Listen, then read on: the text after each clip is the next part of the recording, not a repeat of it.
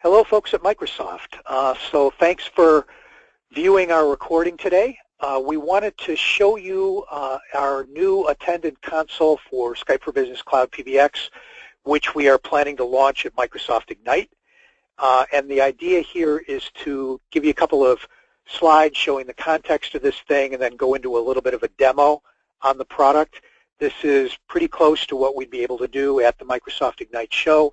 It's intended to give you a feel for what we could present so that hopefully we can get included in the Ignite conference presentation of vendor solutions for Skype for Business. So with that, let me launch into this. So thanks everybody for coming in to see this. Today we're going to talk about the Enghouse Attendant Console for Office 365 and the Skype for Business Cloud PBX.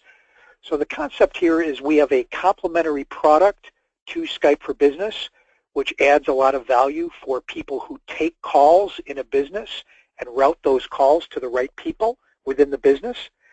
So just wanted to start out with a little bit of a definition of what we mean by Attendant Console and why Attendant Console is important to a business.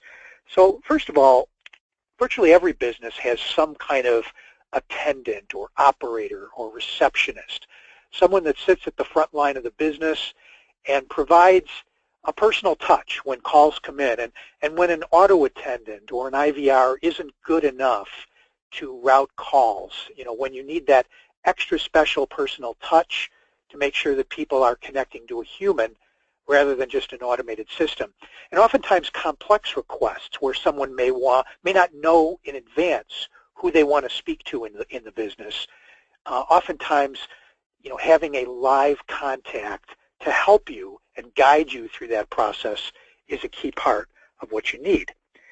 So why the Enghouse Attendant Console? Why this specific operator console for Skype for Business? Well, first of all, we come to the table with a lot of credibility. We have literally hundreds of thousands of console users that we've deployed worldwide on our console products. We've been working really, really closely with Microsoft. We're a high-touch co-development partner with Microsoft. And, of course, we're working with Microsoft as Microsoft moves into the cloud with Office 365 and Skype for Business and offers more and more advanced functionality. Console is a key requirement. We've heard, and we see in the market ourselves that operator console is a requirement in generally 50% or more of all businesses that are considering Skype for Business in the cloud. You can kind of see a little diagram there at the bottom that shows, what we're talking about really is just Office 365, Cloud PBX with Skype for Business, connected to Skype for Business enterprise users, and then also that same cloud infrastructure connected to the Enghouse-enabled operators. There is no need for any on-premise equipment or servers in this configuration. So what must a cloud attendant console application do? Well, it has to operate with the Skype for Business Cloud PBX, of course, without a requirement, as we said, for on-premise equipment. And it has to leverage the capabilities of that Cloud PBX. So not just for call control, but in advance of the call going to an operator, we might need to route the call to the appropriate operator, leveraging, in this case, Skype for Business Hunt Group functionality. For example, you might have a separate group of operators for sales than you do for service. Or in a hospital environment, you might have it by department or division. So it's key that we support the different use cases that an operator console is used for. Another key requirement, and hopefully this will come across in the demo, is it has to be extremely easy to learn and use. We're talking about operators who have to come on, be productive very quickly, and then have to start using this thing to start routing calls intelligently to destinations. And you can't be dropping calls. You've got to be making sure that every call is handled well and seamlessly. And in a busy environment, you've got to make sure that the operators are capable of handling lots of calls in a very short period of time. And then, of course, it has to handle all the use cases that you might see an operator dealing with. And those use cases vary by vertical. We'll see in the demo a use case that is fairly specific to a hospital environment. but there are law firms where that personal touch is needed, hotels where you typically have an operator who can direct calls, and so on. And there are many, many vertical applications here where the attendant works differently depending on the vertical market. And so we have to make sure that the console is capable of supporting all those different use cases. And as we've talked about, it has to fully integrate to Skype for Business Cloud PBX to do call control, to look people up in the directory, to see their presence information, and so on. So with that, let's take a look at a quick demo. Let me bring up what the operator console actually looks like. This is it. So what we see here is basically almost a blank sheet of paper. I'm the operator, I'm logged in, and I can control my state using hover menus, so I can get out of the application. I can go on a break. Many times operators will need to take a break, obviously lunch. They'll go on breaks in the morning and the afternoon. You can define what those breaks look like, what kinds of breaks they're authorized to take, and then they have absolute control over when they go on and off breaks, and their state changes when they do that. Let's put a call into the console and see what happens when I direct a call. So I'm going to dial in here. This is a live demo system, by the way, that we're seeing. So this is a real live call from my cell phone into the system. I'm going to press 0, and I'm going to go into the operator queue. And as you can see, I can now request the call and answer it. And now I'm talking, and it's me here dialing in from my cell phone.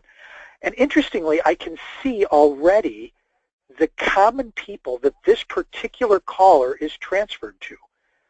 So based on that caller ID information, I have a favorites list.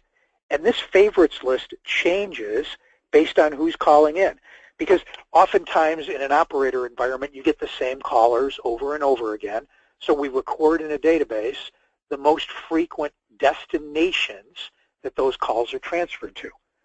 In this case, let's say I want to transfer the call to Buster. So I can just click on Buster, and with a single click, I can transfer the call directly to Buster. Now what's happening here? We just saw this call drop down the right-hand side of the console, and there it is. It's actually what we call toasting on that right-hand side. Over time, it's going to change color, and now there's a new call coming in, and I can take that next call. Because as soon as I transferred that, I was available for that next call. So I've got complete control over transfers, letting them get picked up. But in the event, for any reason that it didn't get picked up, I could click on it and bring it back and make it live again. So let's end that particular call and try another call. What happens when a call, say, comes in and I don't know in advance the specific individual I want to transfer the call to? Let's take a look at that scenario. So again, I've got another call coming in. I request it. I answer it. I've got my favorites again. But in this case, I want to do a lookup of, say, the marketing department, because somebody calls in and says, hey, I'd like to see who's available in your marketing department. And I take a look down the list, and actually there's quite a few people available. In this particular case, I'm going to select Scott Logan. Scott's available. And again, I can move the call to Scott. But notice I've got this presence information here telling me who in that department is available. That comes right out of Skype for Business. The searches come right out of directory lookups from Skype for Business. So all of this is completely integrated to the cloud. Now I'm going to transfer this call. I've got other call control capabilities, by the way. I could actually send the call directly to Scott's mailbox if I wanted to. Maybe the person calling just wants to leave a message for Scott and doesn't want to talk to him live. But in this case, I'm going to transfer the call directly to Scott, and it goes off to Scott. And as an operator, I'm now freed up to take that next call. So there's a lot of power here. And actually, in a very, very busy environment, you see calls stacking up here on the left-hand side, and they actually start to toast. Let me show you what that looks like, where a call might come in, and we have the ability to wait before we answer it. So let's stick another call into the queue. And instead of requesting it right away this time, I'm going to wait and take a look what's happening down here on the left-hand side. That call's actually changing color as it ages in the system.